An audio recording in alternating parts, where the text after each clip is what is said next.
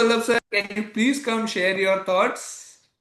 All right guys, thank you very much guys. आणि well explained bye लीलावतीजी आणि आशिषने. Great. Thank you guys. आणि मी अजून एक तुम्हाला सांगेन की गाईज, जेव्हा तुम्ही हात वरती करतायत ना, तेव्हा कोट वाचू नका, भी पार्टिसिपेट करा. मी खूप जणांना बघतो की लोक पहिले कोट बघून हात वरती करतात. लक्षात ठेवा. सो इथे कुणाला जसं स्वप्नील बोलल्याप्रमाणे कोण जज नाही करत. तुमचं पार्टिसिपेशन खूप इम्पॉर्टंट आहे. तुमचं पार्टिसिपेशन. आणि आजचा जो कोट आहे ना, हा मला खूप आवडलाय. ज्यांनी कोणी सेट केलाय त्यांना मी ऑलरेडी थँक्यू थँक्यू बोललेलो आहे. सो इट इज रिअली, कारण की जे बोलणार आहे ते जरा लक्ष देऊन ऐका. की हा जो कोट आहे, to succeed in life you need three thing. Actually तीन गोष्टी आहेत. विश लागतो, बॅकबन लागतो आणि फनी. आता मी काही गोष्टी ऍड करेन, ते चेक करा. बघा, लाईफ मध्ये सक्सीड खरोखर व्हायचं असेल तर या तीन गोष्टी लक्षात ठेवा: विश बोन, बॅकबोन आणि फनी बोन. आता विशबोन म्हणजे काय? विशबोन म्हणजे स्वप्न पाहण्याची हिंमत. लोक स्वप्नही बघत नाहीये. लोक स्वप्न जसे की better life, better future, financial freedom याची इच्छा. विश नसेल तर डिरेक्शन नसेल. विश नसेल तर डिरेक्शन नसेल. लक्षात आला? तर विश बोन खूप गरजेचं आहे. बॅकबोन म्हणजे काय? स्वतःवरचा ताबा. स्वतःवरचा ताबा आणि स्वतःवरचा डिसिप्लिन. आता डिसिप्लिन म्हणजे काय? जे ऍक्च्युली योग्य आहे ते करणं, जरी ते डिफिकल्ट आणि अनकम्फर्टेबल असलं तरी. बरोबर आहे. जसे की, आणि हा कुठे लागतो? जसे की सेव्हिंग, इन्व्हेस्टिंग, लोन डिसिप्लिन, इथे बॅकबोन लागतो. बरोबर आहे. आता जसे की लक्षात ठेवा, आता फॉर एक्झाम्पल काल मी बाहेर गेलेलो. काल मी ती एक जी नॉर्मली पाण्याची बॉटल जी हाफ लिटरची 10 रुपयाला मिळते, ती जिथे गेलेलो तिथे 40 रुपयाची होती. बरोबर आहे. चार पट गोष्टी होती. पण लक्षात ठेवा, हे केव्हा करायचं असतं? जेव्हा तुम्ही लक्झरीमध्ये तुमचे 10% देऊ शकता. लक्झरीमध्ये कधी कधी काही गोष्टी नसतात, जसे की तिकडे महाग असतात. जसे की तुम्ही एक छोटासा घेतला, तो तुम्ही बाहेर खाल्ला तर 20 रुपयाला असतो, पण तिकडे जर खाल्ला तो 250ला असतो. तर कुठे खर्च करतात ते तुम्हाला कळलं पाहिजे. हा तुमच्या लक्झरी मधनं अकाउंट, बाय द वे किती जण 6 अकाउंटचा फॉलो करतायत, त्यांनी चॅटबॉक्स मध्ये 6 अकाउंट टाईप करा, किती जण फॉलो करतायत. बरोबर आहे. तर बॅकबोन कुठे लागतो? की तुमच्या वरचा ताबा. जसे की अननेसेसरी एक्सपेन्सला नो बोलणं. अननेसेसरी हे खूप डिफिकल्ट आहे. नो बोलणं ही एक कला आहे. मार्केट पडत असताना एसआयपी चालू ठेवणं, हा तुम्ही जोपर्यंत ह्याला तुम्हाला नॉलेज लागतो. सेकंड, लाईफस्टाईल अपग्रेड पेक्षा लोन पे ऑफ करणं, हा पण डिफिकल्ट आहे. चौथा, रिझल्ट बोरिंग वाटत असतानाही कन्सिस्टंट राहणं. ह्या वरचे जे तीन होते त्यातले सगळ्यात हा डिफिकल्ट टास्क आहे. लक्षात ठेवा. ह्या जर त्या चार गोष्टी, हे मी तुम्हाला ना नगेट्स देतोय. मी तुम्हाला नगेट्स देतोय. लक्षात ठेवला? नगेट्स, हे गोल्डन नगेट्स आहेत. लिहा परत. अननेसेसरी एक्सपेन्सला नो बोलणं. सेकंड, मार्केट पडत असताना एसआयपी चालू ठेवणं.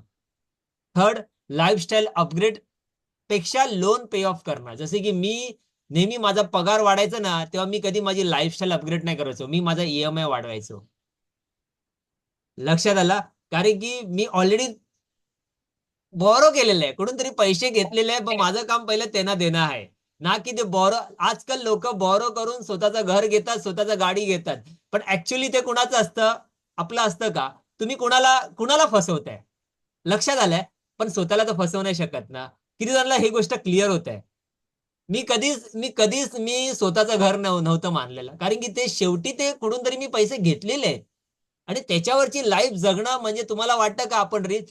तुम्हाला माहितीये, रिच फील होण्यासाठी लोक स्वतःला रिच फील होण्यासाठी ते रिच बनत नाहीये.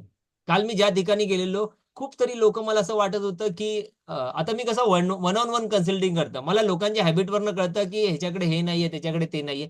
पण मला कळतं की ह्यांच्याकडे तेवढा पैसा नाहीये. Steel they are buying that thing. Steel they are buying.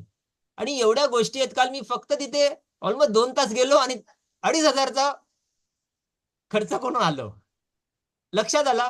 तर हे सगळं तुम्हाला नोटीस होत आहे का? बरोबर आहे. पण ठीक आहे, की काल एक माझं बाहेर जायचं होतं. मला थोडंसं फॅमिलीबरोबर एन्जॉय करायचं होतं. तर वेल्थ फक्त इंटेलिजंटने बिल्ड होत नाही. वेल्थ बिल्ड होते डिसिप्लिन आणि कन्सिस्टन्सीमुळे. डिसिप्लिन आणि कन्सिस्टंटमुळे. आता 2 गोष्टी झाल्या, बॅकबोन, विष पहिला असलं पाहिजे, बॅकबोन असला पाहिजे. तिसरा फनी बोन. फनी बोन म्हणजे हसत खेळत परिस्थिती हँडल करणं. लाईफ मध्ये मार्केटचे अप अँड डाऊन येणारच, मिस अपॉर्च्युनिटी होणारच, चुकीचे डिसिजन होणारच, टेम्पररी लॉसेस होणारच. तर मार्केट क्रॅश मध्ये पॅनिक होऊ नका, इतरांशी कम्पेअर करू नका, आणि सगळ्यात इम्पॉर्टंट, मिस्टेक झाली स्वतःला ब्लेम करू नका. स्वतःला. मित्रांनो, हे जे गोष्टी आहेत ना, हे नाही कोण सांगणार तुम्हाला. सगळं सिरियसली घेतलं तर स्ट्रेस वाढतो. आता मॅजिक काय, जेव्हा स्ट्रेस लो असतो आणि फायनान्शियली क्लॅरिटी हाय असते, तेव्हा वेल्थ नॅचरली वेगाने वाढतो. रिपीट करू, जेव्हा स्ट्रेस लो असतो, फायनान्शियल क्लॅरिटी हाय असते, तेव्हा वेल्थ नॅचरली वेगाने वाढते. मनी गोल क्लिअर नसेल तर लोक ऑटो पायलट मोड वरती जगतात. म्हणजे काय, महिन्याच्या सुरुवातीला सॅलरी, महिन्याच्या शेवटी स्ट्रेस. किती जण कनेक्ट करतात, सॅलरी येते सॅलरी जाते, पैसा थांबत नाही, पैसा वाढत नाही. मित्रांनो, ही लास्ट लाईन मी क्लोज करतोय. सॅलरी ही सोल्युशन नाहीये. सॅलरी ही सोल्युशन नाहीये, पण सॅलरीला जर सिस्टम नसेल तर ती प्रॉब्लेम बनते. आय होप की परत परत हा व्हिडिओ बघा. Thank you very much, have a great day. आणि याचा जबरदस्त कोट होता. Thank you very much Swapnil, thank you very much Akshay, very grateful to be in my team. Thank you thank you thank you. Thank you so much, Vallabh sir. More power to you. Thank you.